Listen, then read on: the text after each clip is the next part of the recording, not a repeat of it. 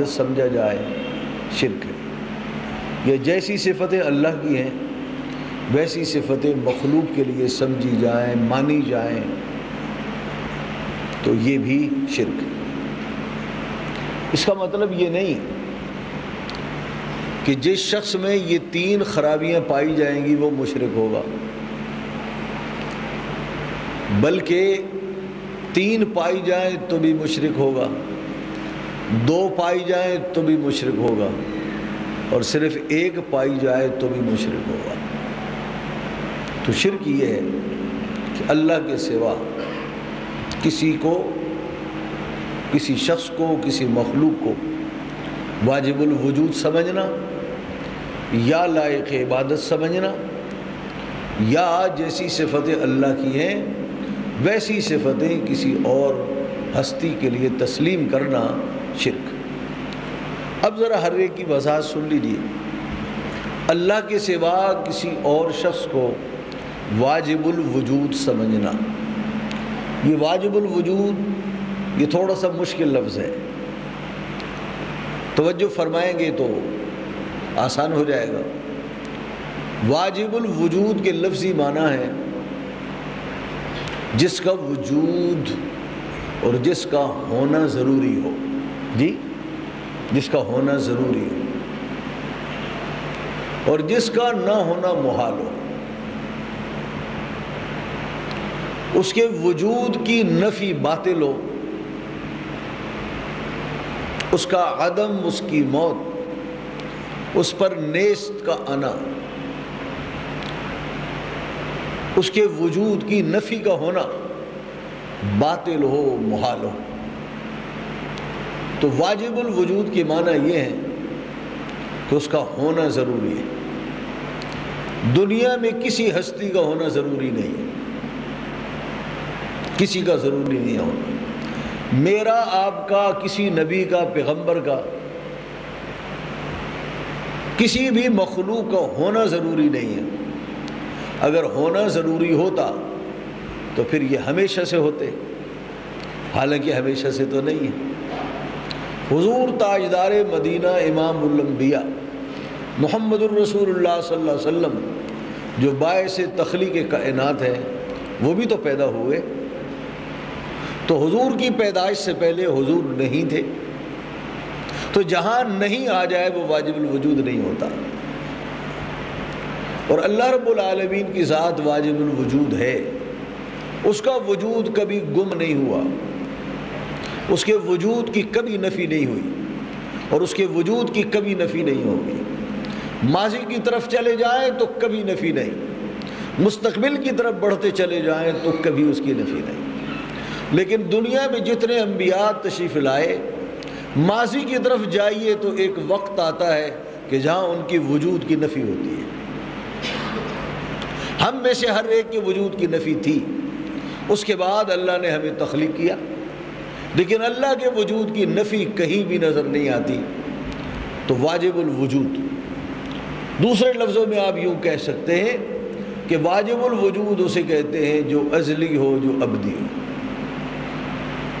جس پر نہ کبھی فنا آئے اور نہ کبھی فنا کی نام کی کوئی چیز اس کی ذات کے قریب ہوئی ہو، نہ ماضی میں نہ مستقبل میں۔ جس کا وجود ماضی میں ضروری ہو وہ ازلی ہوتا ہے، جس کا وجود مستقبل میں ضروری ہو وہ ابدی ہوتا ہے۔ تو اللہ کی ذات ازلی بھی ہے اور ابدی بھی ہے۔ ہم میں سے کوئی دنیا میں ایسی مخلوق نہیں جو ازلی بھی ہو اور ابدی بھی ہو۔ ابدی ہو سکتی ہیں چیزیں، لیکن ازلی ہو اور ابدی ہو یہ ناممکن ہے۔ تو یہ تو ہے واجب الوجود۔ واجب الوجود کا معنی کیا ہوا کہ جس کی ذات کی کبھی نفی نہ ہو، جی اس کی ذات کی کبھی نفی نہ ہو، نہ ماضی کی طرف نہ مستقبل کی طرف۔ تو اللہ کیا ہے؟ واجب الوجود ہے، اور اللہ کے سوا کسی کو واجب الوجود ماننا شرک۔ دوسری چیز یہ تھی کہ اللہ کے سوا کسی کو عبادت کے لائق سمجھنا، یہ ایک آسان بات ہے۔ اللہ ہی کو عبادت روا ہے، اللہ کے سوا کسی اور کے لیے عبادت روا نہیں ہے۔ اللہ ہی معبود ہے، وہی لائق عبادت ہے، کوئی اور ہستی دنیا میں لائق عبادت نہیں۔ تو یہ جو مشرکین ہیں مکہ کے اور آج کے جو مشرک ہیں، یہ لوگ بتوں کی پوجا کرتے ہیں، بتوں کی عبادت کرتے ہیں، بتوں کو لائق عبادت سمجھتے ہیں، اس لیے ان کا یہ عمل شرک۔ دنیا میں بہت سے لوگ اس جہان کو اصلی اور ابدی سمجھتے ہیں۔ وہ کہتے ہیں کبھی دنیا فنا نہیں ہوگی، اور کبھی دنیا پر ماضی میں بھی نفی نہیں طاری ہوئی، یہ کائنات شروع سے تھی، اور کہیں اس کا سرا عدم کا اور نفی کا نہیں ملتا۔ تو وہ لوگ بھی مشرک ہیں، اس لیے کہ اصلی اور ابدی صرف اللہ کی ذات ہے۔ اور ہندو بنیے مشرک ہیں، اس لیے کہ وہ بتوں کو لائق عبادت سمجھتے ہیں۔ تیسری بات جو اصل سمجھنے کی ہے وہ یہ ہے کہ جیسی صفتیں اللہ کی ہیں ویسی صفتیں مخلوق کے لیے ماننا شرک ہے۔ جیسی صفتیں اللہ کی ہیں ویسی صفتیں مخلوق کے لیے ماننا شرک ہے۔ اب پہلے یہ سنیے کہ اللہ کی صفتیں کون سی ہیں۔ اللہ رب العالمین کی حقیقی صفات 7، لکھ لیجئے، اللہ رب العالمین کی حقیقی صفات 7 ہیں، اور حقیقی صفات وہ کہلاتی ہیں، یہ لکھ لیجئے کہ اللہ رب العالمین کی 7 صفات حقیقی ہیں۔ وہ لکھیے کہ وہ کون سی صفات ہیں؟ علم، نمبر 1 علم، نمبر 2 حیات، زندگی، حیات، نمبر 3 سننا، جسے سمع کہتے ہیں، سمع، سین میم عین۔ چوتھی صفت ہے دیکھنا، جسے بصر کہتے ہیں، با صاد را۔ پانچویں صفت ہے قدرت، اور چھٹی ہے ارادہ، اور 7ویں صفت ہے کلام، بات چیت فرمانا، کلام فرمانا۔ تو اللہ جل مجدہ کی 7 صفات حقیقیہ ہیں، حیات، علم، سمع، بصر، قدرت، ارادہ اور کلام، یہ 7 صفات ہیں۔ ان 7 صفات کو صفات حقیقیہ کہا جاتا ہے۔ بلفظ دیگر وہ صفات جن کی نفی کی جائے تو اللہ کی ذات میں عیب لازم آئے، وہ صفات حقیقیہ ہیں۔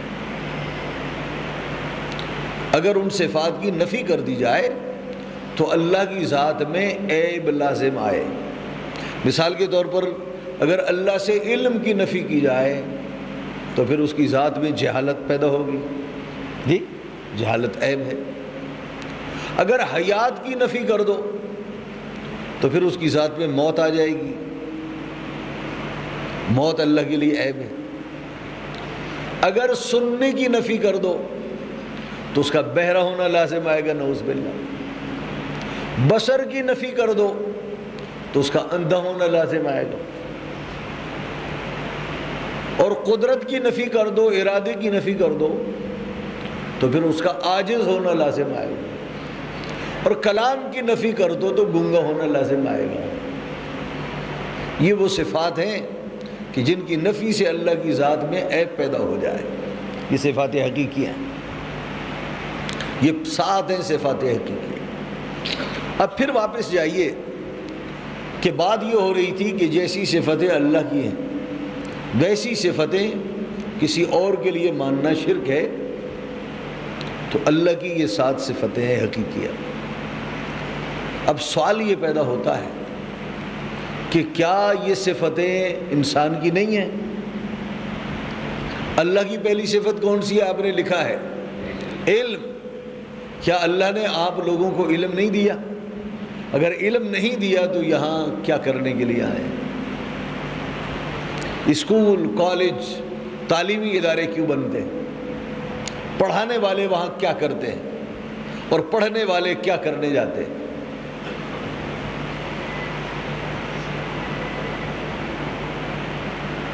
اور